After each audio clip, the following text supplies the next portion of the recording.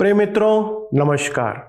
Trans World radio India की प्रस्तुति सत्यवचन कार्यक्रम में मैं आप सबका हार्दिक स्वागत करता हूं। हम इस कार्यक्रम में सर्वशक्तिमान परमेश्वर के वचन बाइबल पर आधारित अध्ययन को कर रहे हैं, जो बाइबल के महान विद्वान और परमेश्वर के दास डॉक्टर जे वर्नन मैगी की टीका पर आधारित है।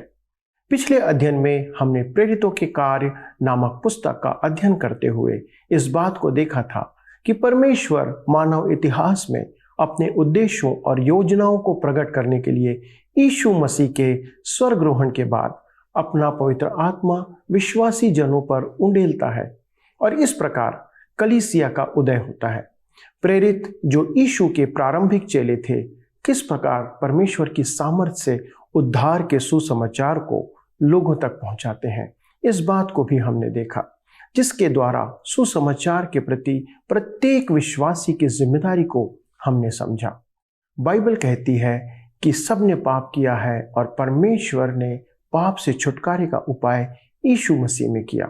इसे हर एक जन को जानना आवश्यक है दोस्तों, ताकि कोई भी अनंत मृत्यु में ना पड़े, अर्थात नरक में ना जाए।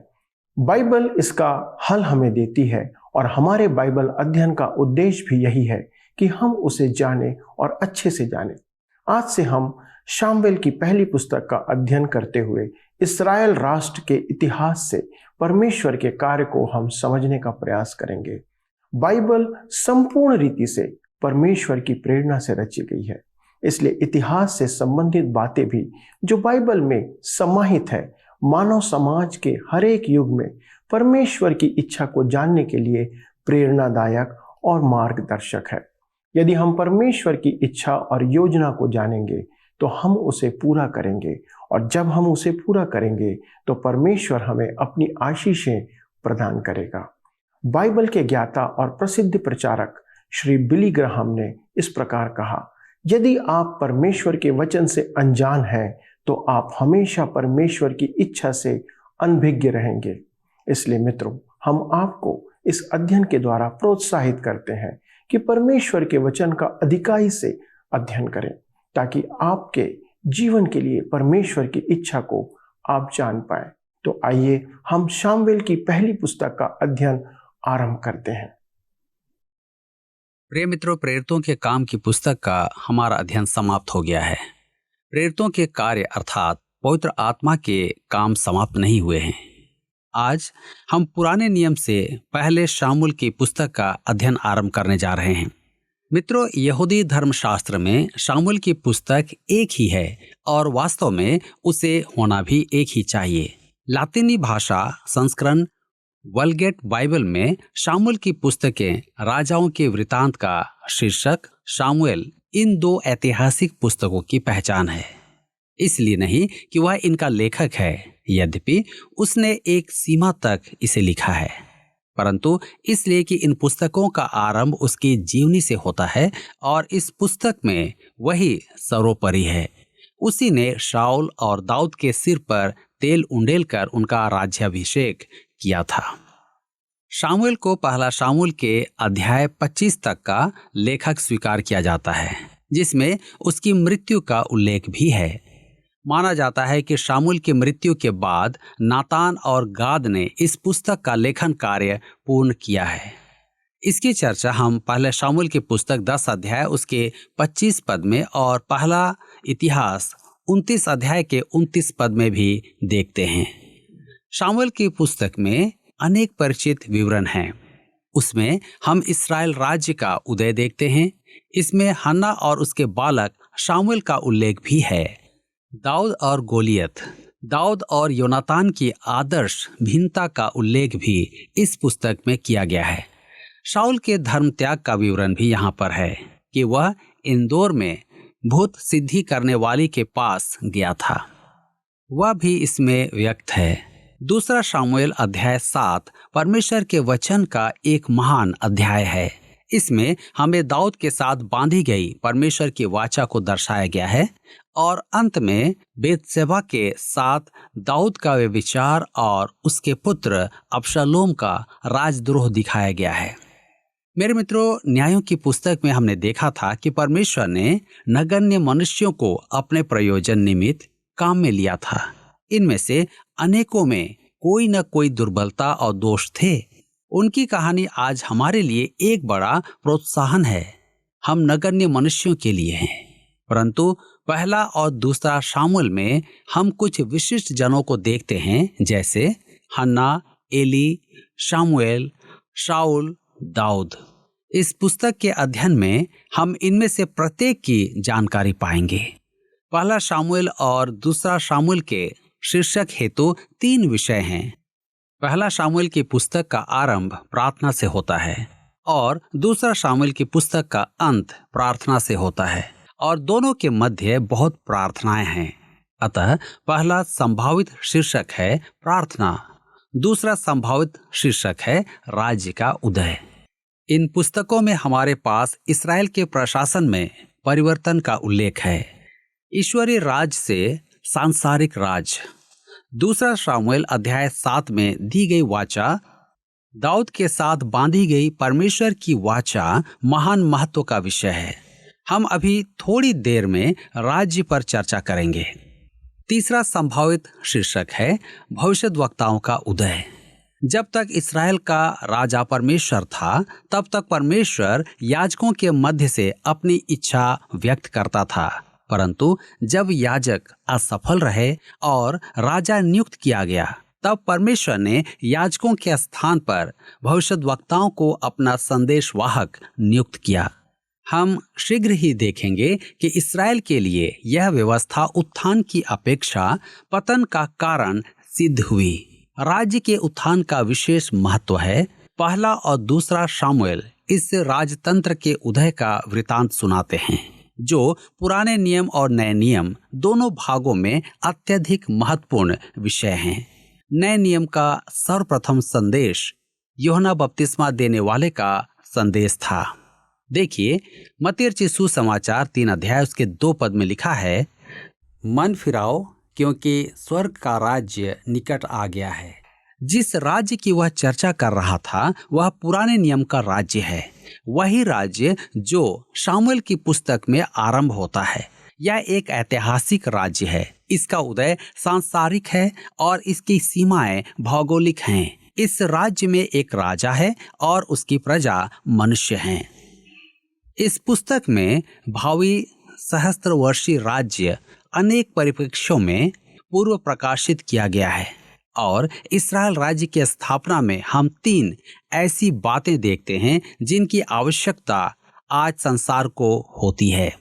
पहला है एक सामर्थी राजा जो धार्मिकता द्वारा सामर्थ का उपयोग करे। दूसरा, एक राजा जो पूर्ण रूप से परमेश्वर पर निर्भर होकर राज्य करें। तीसरा, एक राजा जो परमेश्वर का पूर्ण आज्ञाकारी होकर राज्य करे। प्रभु यीशु मसीह राजाओं का राजा जो आने वाला है, उसी की आज संसार को घोर आवश्यकता है।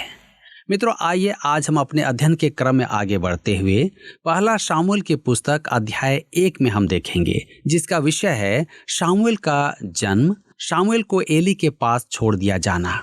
शामुएल की पहली पुस्तक का आरंभ एक भक्त स्त्री की प्रार्थना से होता है। जब इस्राएल एक राजा के लिए पुकार रहा था, तब हन्ना पुत्र के लिए रो रही थी। परमेश्वर एक स्त्री की पुकार पर सिंहासन की स्थापना करता है। जब एक स्त्री सम्मानित पद ग्रहण करती है, तब परमेश्वर उसके लिए सिंहासन तैयार करता है। शीलो के मिलाप वाले तंबू में हन्ना को प्रार्थना करती देख महायाजक एली सोचता है कि वह मदिरा के नशे में है। जब उसे पुत्र के लिए उसके मन की स्थिति का बोध होता है, तब वह उसे आशीर्वाद देता है। हन्ना को पुत्र प्राप्ति होती है और वह उसका नाम शामुएल रखती है, तथा अपनी प्रतिज्ञा के अनुसार वह उसे एली के पास छोड़ देती है। आइए हम पढ़ें पहला शामुएल की पुस्तक 1 अध्याय उसके 1 और 2 पद। यहाँ पर इस प्रकार से लिखा हुआ है, एप्रेम के पहाड़ी देश के रामातैमसोपीम नाम नगर का निवासी एल्काना नाम पुरुष था। वह एप्रेमी था और सूप के पुत्र तोहू का परपोता, एलीहू का पोता और यरोहाम का पुत्र था, और उसकी 2 पत्नियां थी। एक का नाम हन्ना और दूसरी का नाम पनिन्ना था, और पनिन्ना के तो बालक हुए, परंतु हन्ना के कोई बालक न हुआ। एल्काना की 2 पत्नियां थीं। आप शायद सोच रहे होंगे कि परमेश्वर ने इसकी अनुमति दे दी थी। नहीं मेरे मित्रों, इस वृतांत को पढ़कर आप समझ जाएंगे कि परमेश्वर को उसका बहुपत्नी विवाह स्वीकार नहीं था। यदि धर्मशास्त्र में कुछ ऐसी बातें लिखी हो तो आप यह ना मान लें कि वे परमेश्वर को ग्रहण योग्य हैं। यह केवल इतिहास, मनुष्य और घटनाओं से संबंधित तथ्य है। उदाहरण के लिए आप देखेंगे कि शैतान का झूठ भी बाइबल में व्यक्त है, परंतु इसका अर्थ यह नहीं है कि परमेश्वर इसे स्वीकार करता है। अब्राहम ने हाजिरा को अपनी पत्नी बनाया तो परमेश्वर ने अपनी अस्वीकृति का प्रदर्शन किया था। हम आगे पढ़ते हैं। 1 शामूएल की पुस्तक 1 अध्याय उसके 3 पद में लिखा है, वह पुरुष प्रति वर्ष अपने नगर से सेनाओं के यहोवा को दंडवत करने और मेल बलि चढ़ाने के लिए शीलो में जाता था। वहां होपनी और पिनहास नाम एली के 2 पुत्र रहते थे जो यहोवा के याजक थे। कुछ कलीसियाएं आपके लिए सबसे बुरा स्थान हो सकती हैं। मैंने लोगों को पाहुनशाला के विषय में कहते हुए सुना है, यीशु के साथ वहां होना कैसा अद्भुत होता। क्या ऐसा होता? क्या आप जानते हैं कि उस पाहुनशाला में कौन था? शैतान। उसे निमंत्रण नहीं था, परंतु वह वहां पहुंचा। लिखा है कि यहूदा में शैतान समा गया था। उस रात वह पाहुनशाला यरूशलेम का सबसे खतरनाक स्थान था। अतः परमेश्वर की आराधना के लिए जाना शामूएल के युग में एक कठिन काम था। एली के पुत्रों में दुष्ट वास करता था। यह बड़ी रोचक बात है कि इसका उल्लेख 1 शामूएल में इस स्थान पर आया है। आइए हम पढ़ते हैं 1 शामूएल की पुस्तक 1 अध्याय उसके 4 और 5 पद। लिखा है, और जब जब एल्काना मेल बलि चढ़ाता था तब तब वह अपनी पत्नी पनिन्ना को और उसके सब बेटे बेटियों को दान दिया करता था, परंतु हन्ना को वह दूना दान दिया करता था, क्योंकि वह हन्ना से प्रीति रखता था। तो भी यहोवा ने उसकी कोख बंद कर रखी थी। एल्काना अपनी दूसरी पत्नी और उसकी संतान से अधिक हन्ना को दिया करता था। क्यों? क्योंकि वह उससे बहुत प्रेम करता था। आगे लिखा है 1 शामूएल 1 अध्याय के 6 पद में, परंतु उसकी सौत इस कारण से कि यहोवा ने उसकी कोख बंद कर रखी थी, उसे अत्यंत चिढ़ाकर कुढ़ाती रहती थी। हन्ना का विरोधी कौन था? एल्काना की दूसरी पत्नी पनिन्ना हन्ना की विरोधी थी। वे एक दूसरे से बात भी नहीं करती थी। अतः वह परिवार प्रसन्नचित्त परिवार नहीं था। आपसे किसने कहा कि 2 पत्नियां रखना परमेश्वर को स्वीकार्य है? उनमें पारिवारिक समस्याएं थी और वे किसी परामर्शदाता के पास भी नहीं जा सकते थे। इस समय हन्ना सबसे अधिक दुखी स्त्री थी। अतः वह प्रार्थना में परमेश्वर के समक्ष गई। 1 शामूएल 1 अध्याय उसके 12 और 13 पद में लिखा है, जब वह यहोवा के सामने ऐसी प्रार्थना कर रही थी तब एली उसके मुंह की ओर ताक रहा था। हन्ना मन ही मन कह रही थी। उसके होंठ तो हिलते थे, परंतु उसका शब्द न सुन पड़ता था। इसलिए एली ने समझा कि वह नशे में है। एली उस समय महायाजक था और उसने इस परेशान स्त्री को मिलाप वाले तंबू में प्रार्थना करते देखा। उसने उसका मुंह देखा और देखा कि उसके होंठ हिलते तो थे, परंतु सुनाई कुछ नहीं देता था। उसके प्रतिक्रिया देखिए, जो उस युग के इस्राएल की परिस्थिति की अंतर्दृष्टि है। एली के पुत्र मदिरा पान करके वहां आया करते थे। एली यह जानते हुए भी आंखें बंद किए हुए था, दोष नहीं देखता था। अतः जब हन्ना अति आत्मलीनता से प्रार्थना कर रही थी तब एली ने सोचा कि वह भी नशे में है। क्या आप जानते हैं क्यों? क्योंकि वहां आराधक नशे में आया करते थे। इसी कारण वह स्थान आराधना के लिए एक सर्वोत्तम स्थान नहीं था। 1 शामूएल 1 अध्याय के 14 और 15 पद में आगे लिखा है, तब एली ने उससे कहा, तू कब तक नशे में रहेगी? अपना नशा उतार। हन्ना ने कहा, नहीं हे मेरे प्रभु, मैं तो दुखिया हूँ। मैंने न तो दाख मधु पिया है और न मदिरा। मैंने अपने मन की बात खोलकर यहोवा से कही है। मेरे मित्रों, आज हमें हन्ना जैसी प्रार्थनाएं सुनने को नहीं मिलती हैं। क्या मनुष्य आपको प्रार्थना करते देखता है जो सोचता है कि आप नशे में हैं? हमारी प्रार्थनाएं बहुत मर्यादा की होती हैं। हन्ना नहीं चाहती थी कि एली उसे गलत समझे, अतः उसने कहा, पहला शामूएल की पुस्तक 1 अध्याय उसके 16 से 18 पद में लिखा है, अपनी दासी को ओछी स्त्री न जान, जो कुछ मैंने अब तक कहा है वह बहुत ही शोकित होने और चिढ़ाई जाने के कारण कहा है। एली ने कहा, कुशल से चली जा, इस्राएल का परमेश्वर तुझे मन चाहा वर दे। उसने कहा, तेरी दासी तेरी दृष्टि में अनुग्रह पाए। तब वह स्त्री चली गई और खाना खाया और उसका मुंह फिर उदास न हुआ। एली को अपने भ्रम का बोध हुआ और उसने उसे भविष्यवाणी पूर्ण आशीर्वाद दिया और हन्ना का मुंह फिर उदास न रहा। उसे विश्वास हो गया था कि प्रभु परमेश्वर ने उसकी प्रार्थना सुन ली थी और उसे उत्तर मिलेगा। आइए हम देखें शामूएल का जन्म। पहला शामूएल की पुस्तक 1 अध्याय के 20 पद में लिखा है, तब हन्ना गर्भवती हुई और समय पर उसके एक पुत्र हुआ और उसका नाम शामूएल रखा, क्योंकि वह कहने लगी, मैंने यहोवा से मांग कर इसे पाया है। शामूएल का अर्थ है परमेश्वर ने सुन ली। जैसा मैं पहले कह चुका हूं कि पहला शामूएल की पुस्तक एक ईश्वर भक्त स्त्री की पुकार से आरंभ होती है। जब इस्राएल राजा के लिए पुकार रहा था, तब हन्ना पुत्र के लिए पुकार रही थी। परमेश्वर एक स्त्री की पुकार पर सिंहासन स्थापित करता है। जब स्त्री एक सम्मानित पद ग्रहण करती है, तब परमेश्वर उसके लिए सिंहासन स्थापित करता है। हन्ना उस युग में भी, जब वह पुत्र परमेश्वर को समर्पित कर दिया था, उसकी पुकार पर परमेश्वर ने एक राज्य की स्थापना की।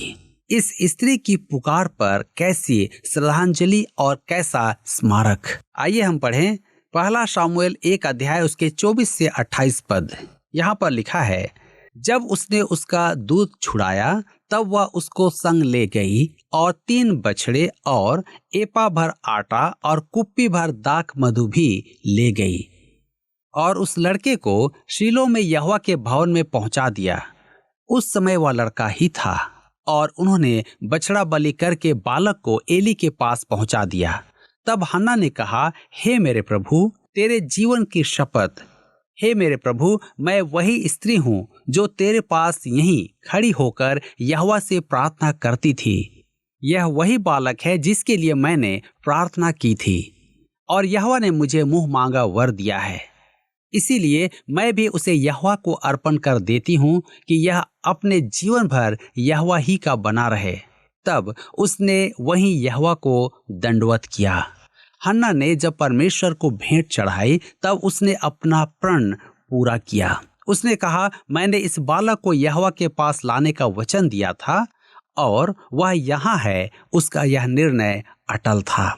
मेरे मित्रों, यहाँ पर अध्याय 1 समाप्त होता है और अब हम अपने अध्ययन को अध्याय 2 से जारी रखेंगे।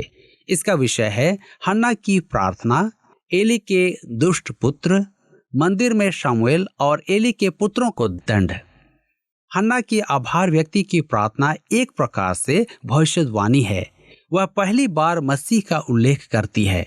एली के पुत्र दुष्ट थे और याजक के कार्य के लिए सर्वथा अयोग्य थे। एक अज्ञात भविष्यद्वक्ता एली को चेतावनी देता है कि उसका वंश समाप्त हो जाएगा और परमेश्वर उसके स्थान पर एक विशेष याजक नियुक्त करेगा। आइए हम देखें हन्ना की भविष्यवाणी की प्रार्थना। यह धर्मशास्त्र में निहित महान प्रार्थनाओं में से एक है। पहला शामूएल 2 अध्याय उसके 1 पद में लिखा है, और हन्ना ने प्रार्थना करके कहा, मेरा मन यहोवा के कारण मगन है, मेरा सिंह यहोवा के कारण ऊंचा हुआ है। मेरा मुंह मेरे शत्रुओं के विरुद्ध खुल गया, क्योंकि मैं तेरे किए हुए उद्धार से आनंदित हूँ। ध्यान दीजिए, सिंह शक्ति का प्रतीक है जिसका सहारा लिया जा सकता है। हन्ना ने कहा, मेरा सिंह अर्थात उसकी शक्ति, परंतु उसके कहने का अभिप्राय था प्रभु में उसकी शक्ति। उसके आनंद का कारण था कि परमेश्वर ने उसे एक पुत्र दिया। वह अपने बांझपन पर ठट्ठा करने वालों पर जयवंत हुई है। वह अपने उद्धार पर मगन है। यह उसका वर्तमान उद्धार था। अब हम देखते हैं उद्धार के 3 काल। पहला, हमने उद्धार पा लिया है। यूहन्ना रचित सुसमाचार अध्याय 5 पद 24 में लिखा है, मैं तुझसे सच सच कहता हूँ, जो मेरा वचन सुनकर मेरे भेजने वाले पर विश्वास करता है, अनंत जीवन उसका है, अर्थात हो चुका है, और उस पर दंड की आज्ञा नहीं होती, परंतु वह मृत्यु से पार होकर जीवन में प्रवेश कर चुका है। अर्थात परमेश्वर ने मसीह की मृत्यु के द्वारा पाप के दोष से मुक्त कर दिया है। यह धर्मी होना है, जो भूतकाल की बात है। दूसरी बात हम देखते हैं, परमेश्वर ने हमें पाप के प्रदूषण, जैसा पूर्व के थियोलॉजियन कहते थे, से मुक्ति दिलाई है। वह वर्तमान की बात है। हमारा उद्धार हो गया है। यह शरीर की दुर्बलता से, शरीर के पापों से, मन के दोषों से और इच्छा के कार्यों से मुक्ति है। यही वह वर्तमान उद्धार है जिसका उल्लेख हन्ना कर रही है। यह पवित्रीकरण है जैसे वर्तमान अवस्था है। अब हम देखते हैं तीसरी बात, अंत में मृत्यु से मुक्ति, शारीरिक मृत्यु नहीं, आत्मिक मृत्यु से मुक्ति। पहला यूहन्ना की पत्री 3 अध्याय के 2 पद में लिखा है, हे प्रियो, अब हम परमेश्वर की संतान हैं और अभी तक यह प्रकट नहीं हुआ है कि हम क्या कुछ होंगे। इतना जानते हैं कि जब वह प्रकट होगा तो हम उसके समान होंगे, क्योंकि उसको वैसा ही देखेंगे जैसा वह है। यह भावी उद्धार है। हम उद्धार पाएंगे। यह महिमान्वन है जो भविष्यत काल में है। हम उद्धार पा चुके हैं, हम उद्धार पा रहे हैं और हम उद्धार पाएंगे। हन्ना अपने उद्धार में आनंदित थी। हम योना नबी की पुस्तक 2 अध्याय उसके 9 पद में देखते हैं, जहां पर योना कहता है कि उद्धार परमेश्वर का है। भजनकार बार बार कहता है कि उद्धार परमेश्वर का है। उद्धार का महान सत्य यही है कि यह परमेश्वर के अनुग्रह से है। कहने का अर्थ यह है कि हम उसके अनुग्रह के द्वारा निर्मोल धार्मिकता पाते हैं। परमेश्वर ने हम में उद्धार के योग्य कुछ भी नहीं पाया है। उसने इसकी अभिव्यक्ति स्वयं में देखी। वह हमसे प्रेम करता है। हम पहला शामुएल की पुस्तक 2 अध्याय के 2 पद में पढ़ते हैं, लिखा है, यहोवा के तुल्य कोई पवित्र नहीं, क्योंकि तुझको छोड़ और कोई है ही नहीं, और हमारे परमेश्वर के समान कोई चट्टान नहीं है। पुराने नियम में परमेश्वर को चट्टान कहा जाता था। नए नियम में हम देखते हैं, पहला पत्रस 2 अध्याय के 6 पद में मसीह को कोने के सिरे का चुना हुआ और बहुमूल्य पत्थर कहा गया है। मत्ती रचित सुसमाचार 16 अध्याय के 18 पद में यीशु स्वयं के बारे में कहता है, मैं इस पत्थर पर अपनी कलीसिया बनाऊंगा। जिस चट्टान से हन्ना आश्वस्त थी, उसी चट्टान पर आज हम आश्वस्त हैं। हमारे परमेश्वर जैसी दूसरी चट्टान नहीं है। पहला शामुएल 2 अध्याय के 3 पद में लिखा है, फूल कर अहंकार की और बातें मत करो, और अंधेर की बातें तुम्हारे मुंह से न निकले, क्योंकि यहोवा ज्ञानी ईश्वर है और कामों का तौलने वाला है। परमेश्वर से प्रार्थना करते समय हमें अति सावधान रहना है। मेरे मित्रों, हमारा घमंड हमें ठोकर न खिलाए। हमें अपनी दुर्बलताओं, अपनी अक्षमताओं, अपनी अयोग्यता तथा उस सत्य का बोध होना है कि हम में कोई योग्यता नहीं है। कभी कभी हम मनुष्यों से यह सुनते हैं, परमेश्वर ने मेरी प्रार्थना क्यों नहीं सुनी। सच कहूं तो वह क्यों सुनेगा। परमेश्वर पर हमारा कोई अधिकार नहीं है। आपको उस पर कोई अधिकार ही नहीं है। यदि आपने मसीह यीशु को अपना उद्धारकर्ता ग्रहण किया है तो आप उसके पास आ सकते हैं। आप मसीह के नाम में उसके पास आ सकते हैं। उसकी संतान होने के कारण हमें यीशु के अधिकार और दावे प्राप्त हैं, परंतु हमें सदा स्मरण रखना है कि हमारी प्रार्थनाएं उसकी इच्छा के विपरीत ना हो। क्या आपको यह कार्यक्रम पसंद आया? अभी हमें एक मिस कॉल करें और आप अगले विजेता हो सकते हैं।